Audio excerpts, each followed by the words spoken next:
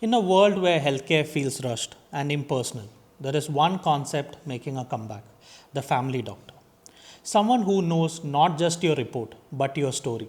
And today on the Business Couch Show, we sit down with Dr. Akhila Reddy, a visionary who's redefining what personalized healthcare means in today's fast paced life.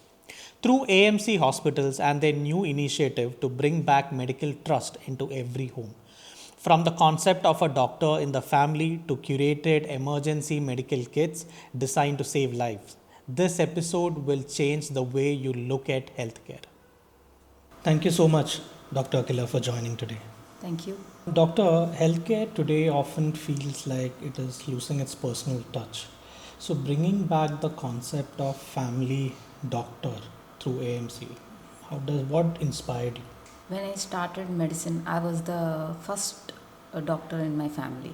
So my professors back then said me, you need not be a academic excellence. You just need to be a good doctor for your family. Right. Means eventually I understood that that's a bigger challenge where if you keep your family as a standard, then you have to go through the subject and go through all the medical needs and all that in a very close way and in a deeper way, and you need to add so much of research to that. Apart from that, you have to approach the person in a personal way, because Right. health is something which needs trust. Correct. So that will be built only by understanding the person as a whole. You should not just treat the disease, you should treat the patient. So Right. that's where my family physician journey has started. The moment I chose MBBS, I wanted to be a doctor who can handle everything. Okay. So, what does family medicine truly mean in today's context? So, how is it different from your regular consultation? Family medicine is the same thing what previously we used to have. See in old movies, how doctor is called, and the Right. doctor will be Yeah. related to all the family members, Correct. and he'll be treating everything, knowing their previous conditions also. Okay. So back then the doctors were less, and that family physician approach has lost its charm because of growing needs, because one doctor has to serve a bigger population and all. Right now, as with the improved healthcare, the doctors are increasing. So I think we can now give good family approach to patients. Okay. So it's only that we have to retune ourselves Okay. how we are approaching. Okay. The medicine is same, but you have to learn all the departments. You have to go through all the departments thoroughly and understand the purpose. Who are your target patients? Like if I'm a family physician, Right. I can't say no to some basic surgical needs. Okay. Means if there is some slight cut, Okay. previously MBBS doctor used to do, because they had practice, Right. introduction of various specialities. It has lost its charm. Generally MBBS doctor used to do that. This Now, family for medicine- everything, there is one special specialty. doctor. Yeah. But to go to the doctor, is that required, will be decided by a family physician. Some situation which has turned me to a family physician is because, like during my internship, I was directing every patient, like you have to go to cardiovascular department, you have to go to the surgical department. Then my medicine professor said, like you should not just direct them like that. You have to evaluate yourself and decide whether you can do that from your side or not. If it is above your specialty, then only you have to suggest them in an appropriate way. So, otherwise, whatever you can treat as You a have to family treat. physician, you treat. You have to treat. And the curriculum is also in the same way. Okay. So after that, I started evaluating every person. So if they come with a skin allergy also, we evaluate the thing. Right. If in that way, I had a eye opener one day. She's a 29-year-old female, Mm-hmm. mother of 2 kids. Mm-hmm. She has come with the complaints of headache, Okay. severe headache, Mm-hmm. and with a CT scan already done elsewhere. I have examined her with a stethoscope. Right. Then I could hear pansystolic murmur. Then I'm like, there's something wrong. Mm-hmm. And I asked my professor. Mm-hmm. He also auscultated and he said, yes, there is pansystolic murmur. We will direct her to cardiovascular department Right. for an echo. Right. The echo turned out to be mitral regurgitation, means the heart was pumping blood upwards. Oh my God. So she, in the history, she had fever. Mm-hmm. After the fever only all this started. So she had rheumatic fever. So that has led to the heart condition. Mm-hmm. So she was treated with appropriate antibiotics. She completely relieved of her headache. Mm-hmm. The one good thing is it was a life-saving act, because Correct. that mitral regurgitation on a long run will go into failure, heart failure. Right. So no one would have suggested her to go to a cardiovascular if not auscultated. Right. Every time she's doing a CT scan, she has done a CT, again she would do an MRI, which is of no need because there are no changes in the brain. The problem is in the heart. Mm-hmm. So patient would say the symptoms. We are the ones, we have to evaluate and direct them appropriate. Right. So there's a correct diagnosis. That is the That which is the important. key of everything. Once the patient comes, how the patient walks into your OP, Mm-hmm. and what are their general signs, how we see the pulse. These also would say so many things. Okay. The face would say so many things. The fingernails would say so many things. Mm-hmm. In my OP, I have seen many patients with severe anemia Mm-hmm. complaining of weakness. Mm-hmm. I could see from their nails, because on the long standing anemia there will be changes in the skin and nails. Mm-hmm. So once we test them, it is iron deficiency anemia, which is very rampant in India because of nutritional causes, especially in the low socio-economic group. So that way we would treat their weakness in a proper way. Okay. That is the key of family medicine. Okay. And if mother is having infection and she's nursing the baby is also having an infection, you treat baby alone, the infection won't subside because she's one who is transferring the infection. Mm-hmm. So it should be always as a whole. Right.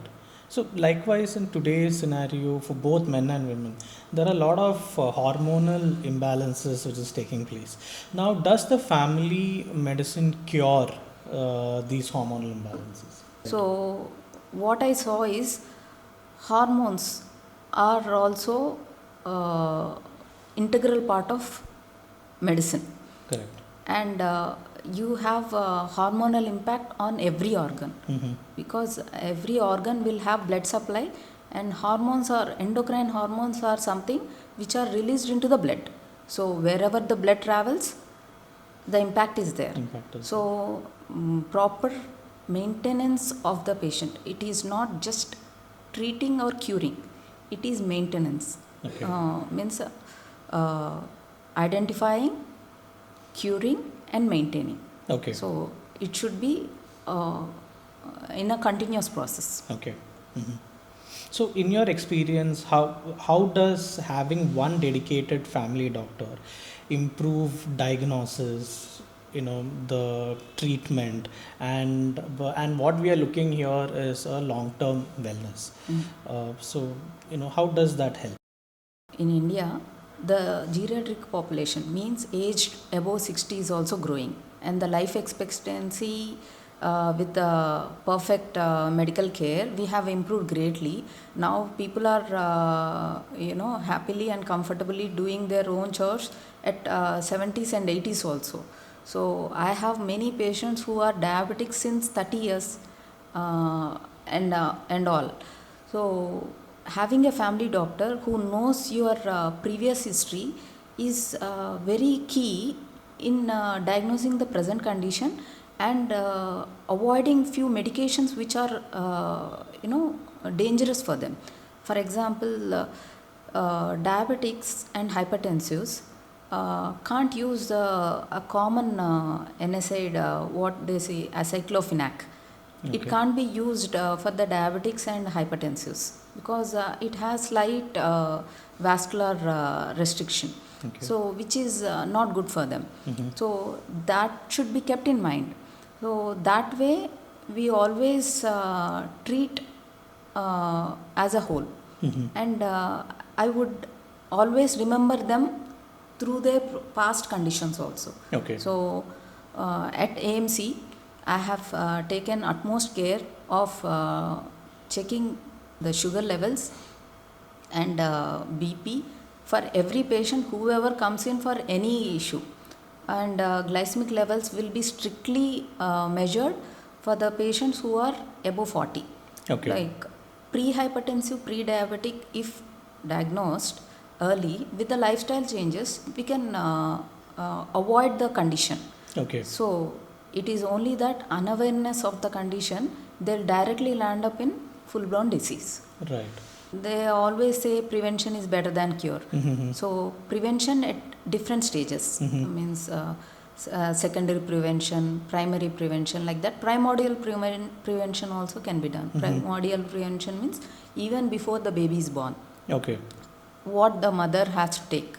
Like if the family is with few conditions, so mother can take a few precautions in order not to have the baby with those conditions. And everyone is like with utmost care for their new generation.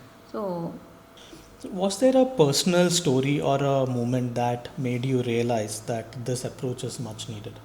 actually, during my UG period, we had a patient who was diabetic with very uncontrolled sugars, and he had dancing movements in the hands and legs. We say chorea, hemichorea, hemibalismus, because of uncontrolled diabetes. So my professor felt it was a very good case, and he has opted me to have a close watch of his glycemic control. So I was appointed even to get the MRIs done subsequently with improvement of his movements. So nothing much was done. It's only the proper diabetic control which has cut down all his involuntary movements. Means without his knowledge, he had the movements that were cut down. So and subsequently, when they did an MRI of his brain, all the films showed the changes. Means whatever the brain damage has happened was reversing. That's when I felt this fascinating hormonal study is my Right. choice. So we can reverse few things with a proper diabetic control.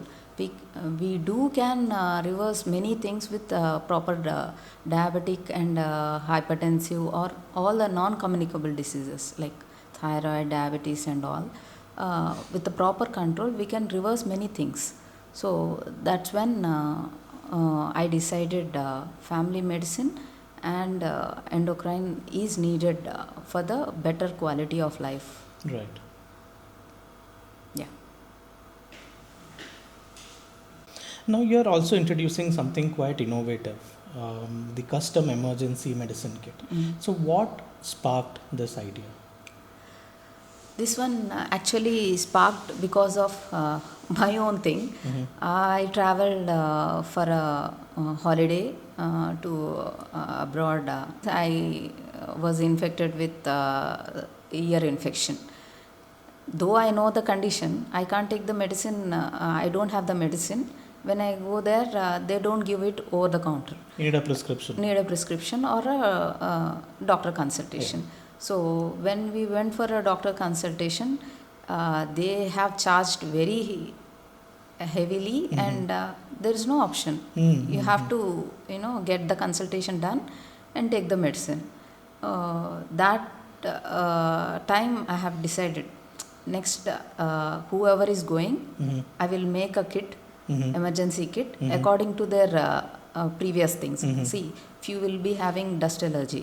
So if they go there, ask just allergy medication, they would charge heavily. Yeah. And for the tourist, I don't think that they give over the counter medication, even though it is over the counter, but they don't give. So, and that panic would cause the greater damage. Right. So I felt teleconsultation can be done anytime, any place, and that's how I have come into teleconsultation attached, because they don't know, they have the kit, they don't know, even though we explain, at that panic moment they are little scared, skeptical about using these medicines, so they might use it in a different way. So with a proper teleconsult, this won't happen. So it's actually ideal for the students who are traveling abroad. Yes. The people who are working. And they, if they are carrying over-the-counter medication also, few countries ask for a prescription. Okay. So we provide an e-prescription which is valid. Okay. So that way they can carry the over-the-counter medications and even include their ongoing medicines in the kit. Right. That way it is very useful. And we have a consultation attached, teleconsult. So again, as you said, there are a lot of patients who get panicked. So as a doctor in that situation, how do you guide them, and how does this teleconsultation going to help? Actually, teleconsultation, our primary motto would be identifying the red flag signs. Okay. Like when and where you have to take immediate action, means immediately you have to go to an emergency. Right. So those signs we would first evaluate, and then if those are not there, then we would suggest some medications from the kit to be taken. So self-evaluation can be done through the equipment what we provide. We generally provide temperature and the pulse oximeter and all that. That way it is useful for them to understand their situation at that moment. Right. So what you're saying is the AMC is going to make sure these emergency kits are personalized. Yes. For each people. Okay. It should be personalized. Medicine is not like it is not a thumb rule. Thumb rules happen in electricity, not in medicine. No, every person is unique. And my main motto is, in my practice I say, every human being is a new book. How unique is your thumbprint, in the same way your body status, your health condition is unique for yourself. Right. If something works for someone else, doesn't mean that it would work for you. Correct. So it is going to depend upon family, their genetics and yes. their psychology also. So what is your larger vision? Do you see this movement as towards empowered homes in India? Yes. My larger vision is having less of antibiotic resistance, because that's a silent killer now. I have seen a 14-year-old girl with a community acquired pneumonia, means lung infection, with resistance to all the antibiotics available in the market, except for the higher one, which is the last resort. Okay. So I felt really bad for the girl, and with the symptomatic treatment and improving her immunity by proper nutrition, she regained her, luckily again, regained her health. Pneumonia is relieved, and the resistance to few antibiotics is also reversed. It might happen in many, it might not happen. As she is a 14-year-old, we had a chance. But if it is say around 60-year-old, no, the person would land up in lung transplant. Okay. And the chances would be very less. So I have decided clearly that there will be no antibiotic given over the counter at any cost. And the course will be given, and the patient should be you know made to understand the value of antibiotic and how it should be used very sparsely, and what happens if you use in a increased way. Many people take antibiotic for viral illness. Right. There is no role for it. Okay. Unnecessarily they take it, and they have other adverse reactions. If you take antibiotic or some medication for a long run, there will be other kind of symptoms because of the medicine. Okay. So it should be always taken again in caution with a proper consultation. Right. So my vision is towards India having no multi-drug resistance and good improvement of infectious diseases and better quality of life. Right. No, but even after even after you said this, many people visit doctor only when something goes wrong. So how do you change this mindset? Actually, that would be changed with again from the doctor side, explaining the patient beforehand if these are there. Say example, if the fever didn't subside, or if you anytime you are having this kind of issue, the warning signs should be educated, empowered. So, and it should be said repeatedly to the patient, so that the moment they get these kind of symptoms, they would get back to the doctor. Okay. So, but again, so this is something called as preventive healthcare, but it is very rarely practiced in India. So, how can a family doctor bridge that gap? Take an example. Diabetes is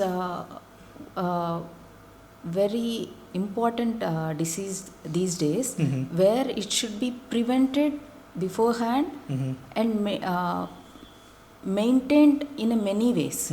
So if the patient is having kind of low sugars, anytime they would not take that into consideration. They're like, I'm a diabetic, so I have a low sugar.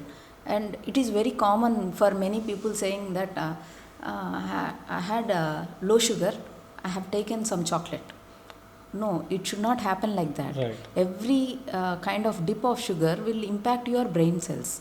So especially the kind of dementia which is increasing these days is partly related to the low glycemic levels. So what they see many educated people, they are very prompt in their checking their blood levels and all that. Right. But what the thing is, they just see the normal range in the lab reports, but they are not accordingly updated according to the guidelines what we follow. No, the guidelines will be always revised after proper research. That is called evidence-based medicine. Okay.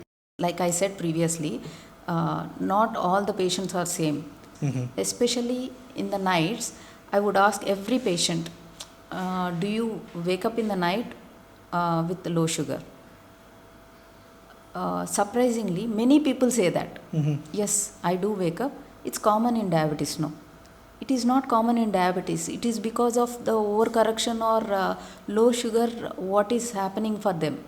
So once I make them understand that you are having this low sugars, it is not good for you.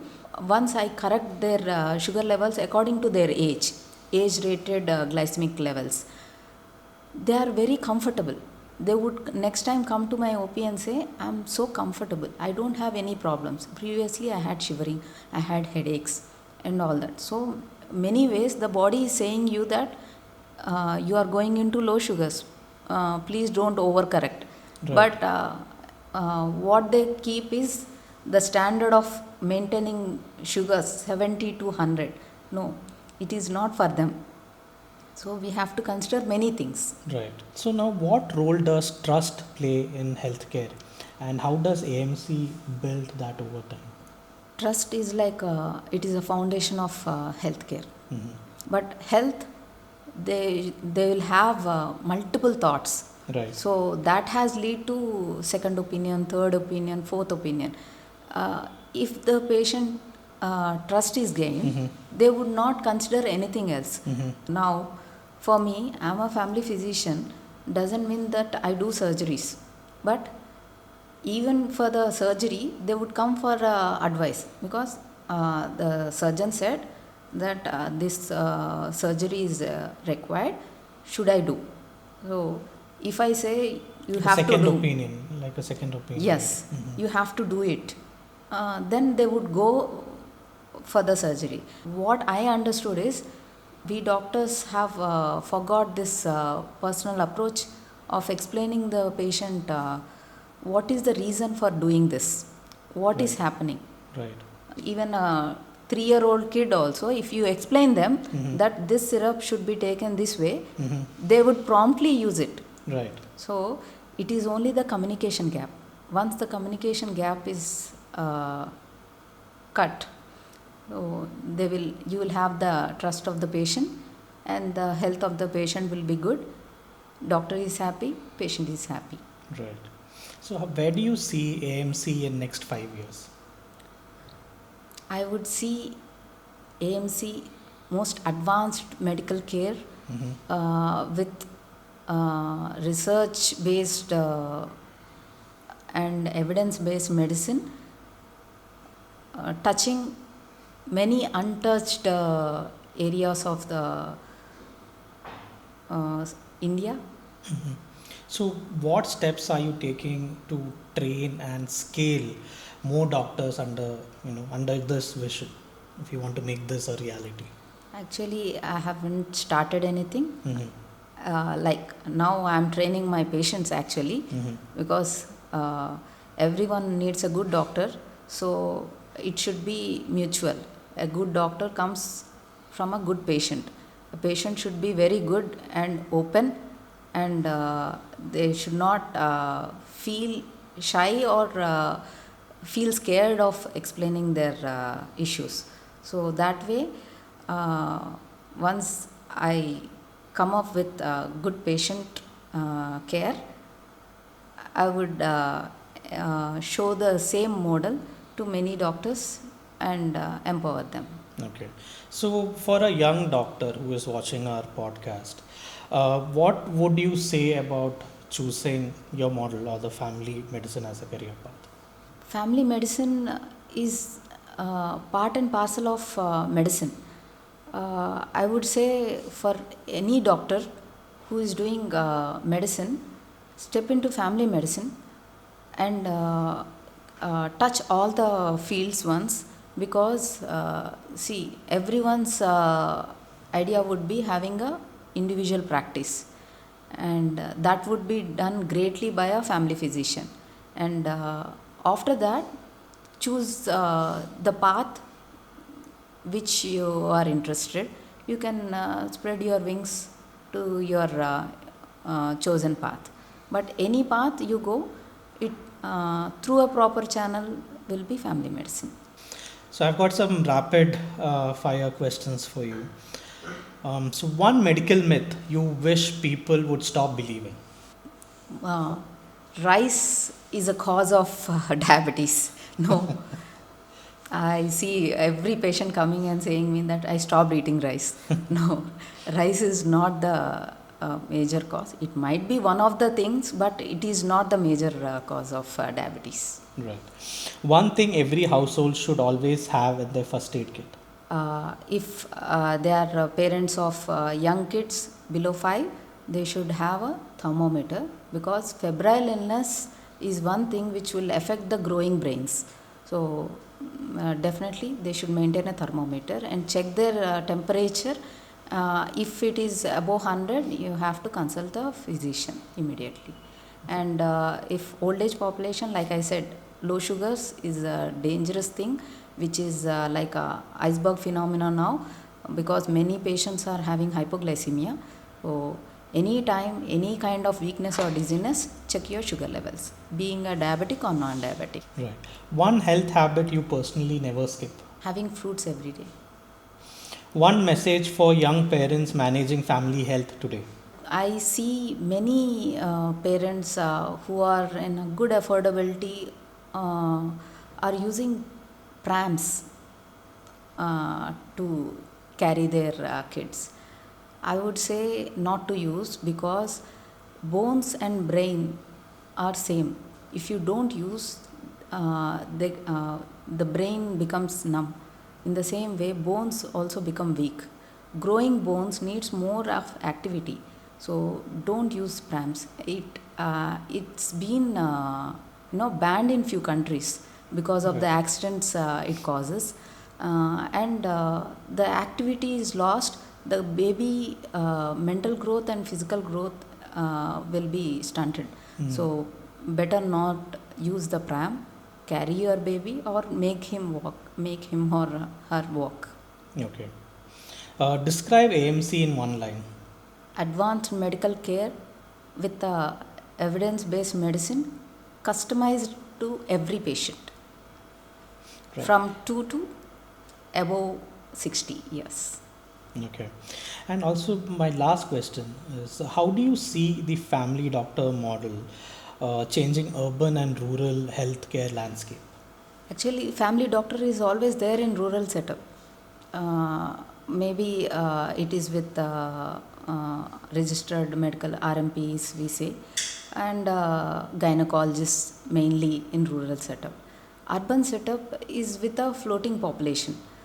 They think that there is no role for family physician, because half the time they are migrating population.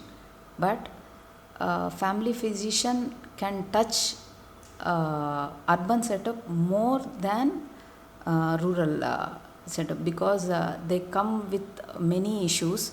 When I would can I give an example? Yeah. Like one patient has come with cold and all. So he was saying me, I am having cold since so many days.